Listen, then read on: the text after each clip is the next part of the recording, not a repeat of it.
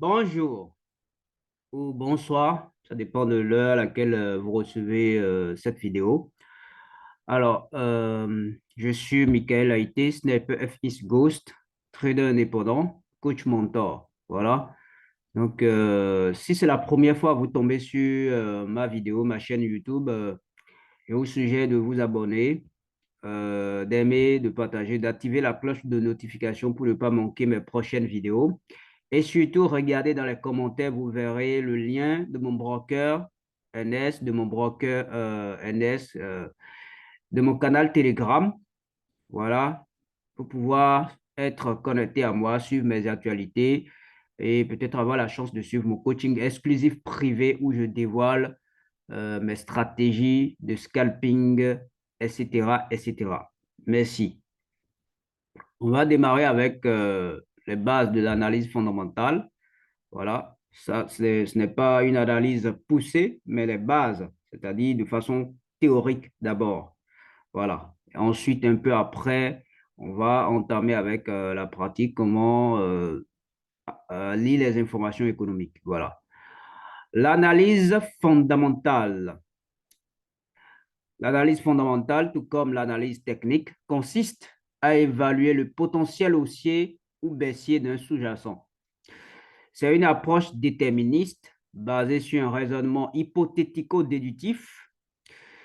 C'est en somme tout l'opposé de l'analyse technique. Alors, quand on dit hypothético-déductif, c'est un raisonnement qui part d'une hypothèse pour qu'on ait une déduction. Vous voyez, d'une hypothèse pour avoir une déduction, tout simplement. Alors, c'est en somme tout l'opposé de l'analyse technique. Dans ce type de raisonnement, il est nécessaire de déduire des conclusions à partir de pures hypothèses et pas seulement d'observations réelles. Cela implique directement une bonne maîtrise des concepts économiques ainsi que d'importantes étapes de réflexion. Comme vous devez le savoir, l'analyse fondamentale se pratique plus souvent par les professionnels que par les particuliers. La raison n'est autre qu'elle est longue et compliquée à apprendre. Les intervenants particuliers préfèrent généralement se tourner vers l'analyse technique qui est beaucoup plus simple à pratiquer. Alors, il faut comprendre que avec l'analyse fondamentale sur le forex et l'analyse technique sont complémentaires, hein. Elles sont complémentaires, ça permet de donner une puissance à votre trading. Voilà. Nous pouvons dissocier deux approches usant de fondamentaux. Trader les nouvelles économiques. On peut trader les news. C'est une méthode assez répandue chez les particuliers autant que chez les professionnels. Dans l'absolu, ce n'est pas compliqué. Il suffit de connaître l'impact que vont avoir certaines statistiques sur les cours. Au moment où le chiffre paraît, on ouvre une position dans le bon sens et on la garde quelques minutes en espérant une accélération soudaine suite à l'apparition. Cette méthode ne présente aucun raisonnement particulier. Seules quelques connaissances économiques suffisent pour trader. Par exemple, les chiffres du chômage US vont tomber. S'ils sont positifs, on va plutôt acheter du dollar et inversement s'ils sont négatifs. En somme, ce n'est vraiment pas difficile. Il suffit juste de choisir quelques statistiques récurrentes comme le chômage, l'IPC, c'est-à-dire l'indice des prix à la consommation, le taux directeur et de trader les paires correspondantes à leur apparition. Évidemment, ce n'est pas non plus une méthode miracle. D'une part, il faut être patient. Ensuite, il faut que les chiffres impactent suffisamment les cours pour toucher son take profit. De surcroît, dans des phases où la volatilité est trop forte, l'exécution des ordres n'est pas optimale et on est souvent amené à subir du slippage. Alors, les slippages, c'est lorsque vous avez un écart entre l'exécution de votre transaction et l'exécution réelle du marché.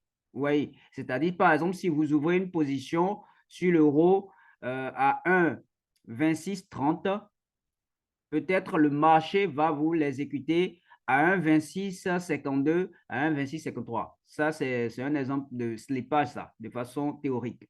Cependant, en restant rigoureux et sérieux dans sa méthode, cette approche se révèle assez souvent payante. L'inconvénient principal est d'être nécessairement présent au moment de l'apparition.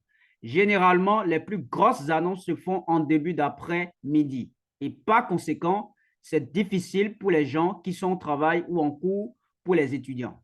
Au fond, trader les news n'a de lien avec l'analyse fondamentale que par la connaissance approfondie des indicateurs économiques que l'on surveille. Nous allons voir maintenant en quoi réside réellement l'analyse fondamentale. Alors, trader sur le climat économique. Trader en pratiquant l'analyse fondamentale, c'est accepter de trader sur d'importantes échelles de temps. En effet, lorsqu'on trade l'analyse fondamentale sur des sentiments du climat économique, ce sont des positions généralement de plusieurs semaines, mois. Il serait difficile en un seul cours de vous donner toutes les clés nécessaires pour comprendre les théories économiques. Néanmoins, nous allons étudier quelques grandeurs économiques permettant de juger l'efficacité d'une zone monétaire. Alors, exemple de nouvelles économiques. Les taux d'intérêt. Encore une fois, nous n'irons pas chercher des détails. Les taux d'intérêt directeurs sont avant tout des outils permettant aux banques centrales de gérer l'inflation dans des zones monétaires, mais pas une déflation. En effet, une inflation trop importante peut être compensée par des taux d'intérêt élevés. Pourquoi donc? Ce n'est pas compliqué.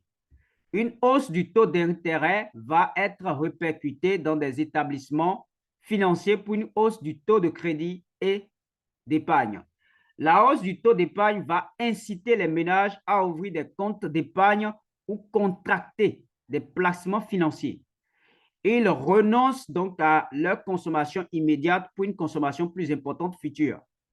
La conséquence directe, c'est le ralentissement immédiat de la consommation et donc de la demande. Et une baisse de la demande face à une offre stable implique une baisse des prix et donc une désinflation. Nous allons maintenant voir le lien existant entre le taux directeur et le taux de change. Ici, l'approche est complètement différente de celle utilisée précédemment. Prenons un exemple pour comprendre la logique.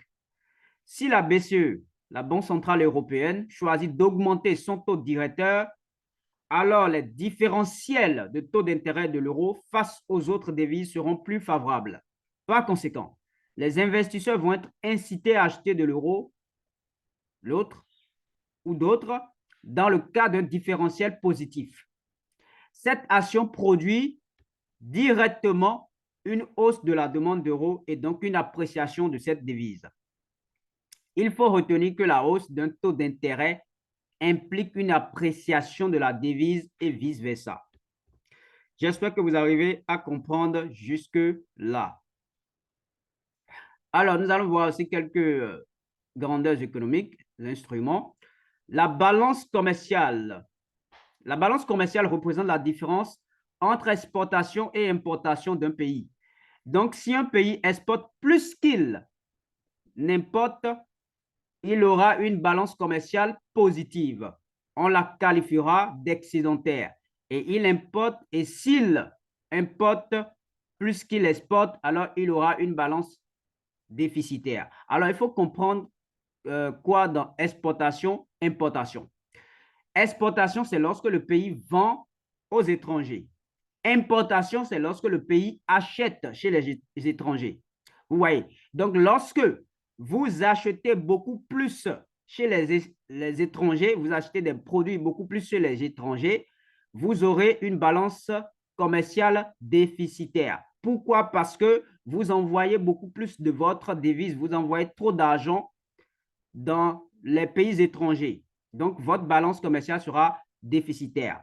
Est-ce que vous comprenez? Mais lorsque vous, vous exportez, hein, lorsque vous vendez vos produits à l'extérieur, vous aurez une balance commerciale excédentaire. Vous voyez, vous aurez une balance commerciale excédentaire. Pourquoi? Parce que les pays étrangers vont acheter vos produits dans leur devise, ce qui fait que vous aurez vraiment assez de marge. Vous comprenez? OK? Les factures de transaction entre les pays se font dans la devise du pays exportateur. Voilà, comme je le disais. Par conséquent, l'importateur va devoir acheter la devise étrangère et vendre simultanément sa propre devise. On comprend de suite la création du taux de change. Prenons un exemple. Considérons qu'une entreprise française exporte vers une autre entreprise située aux USA. Alors, l'entreprise importatrice USA va devoir acheter des euros et vendre simultanément des dollars pour régler la facture. Dans ce cas, il va se produire une hausse de la demande en euros et une hausse de l'offre en dollars par conséquent. Une appréciation de l'euro est une dépréciation du dollar et une dépréciation du dollar et donc un taux de change euro-USD en augmentation. J'espère que vous comprenez très bien cette partie-là. Ça explique un peu les explications que j'ai données ou ça renforce les explications que j'ai données à l'instant. Alors, inflation. L'inflation, comme nous l'avons dit tout à l'heure, c'est la hausse relative des prix d'une année à l'autre. L'indicateur de référence permettant de calculer l'inflation est l'IPC, l'indice des prix à la consommation. Pour calculer l'inflation, il suffit d'observer la variation relative de l'IPC de l'année précédente à l'année courante. Oui. Sans entrer dans des explications complexes, les théoriciens considèrent qu'il est possible de prévoir l'évolution des taux de change en comparant un panier de biens et services d'un pays à l'autre.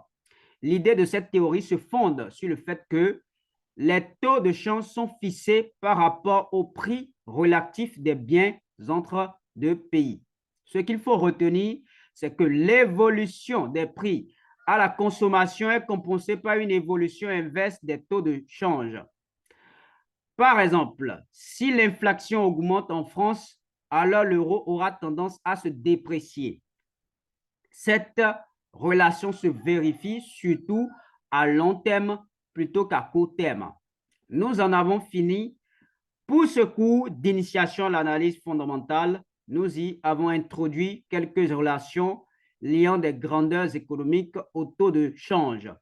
Il est important de retenir que l'analyse fondamentale ne s'oppose pas à l'analyse technique. Il est largement possible de combiner les deux pour réaliser au mieux ces prévisions et pour réaliser au mieux un meilleur trading. Donc, l'analyse fondamentale et technique sont complémentaires. C'est très important si vous voulez durer sur le forex. Vous devez connaître les ficelles de l'analyse fondamentale aussi. Donc, je pense qu'on est à la fin de cette présentation, de cette formation. Comme je vous l'ai dit, si vous êtes la première fois sur ma chaîne, je vous suggère de liker, de vous abonner, d'activer la cloche de notification et surtout de regarder dans les commentaires pour intégrer mon canal Telegram pour pouvoir suivre mes actualités, mes analyses et pourquoi pas suivre mon coaching exclusif privé. Merci, à bientôt.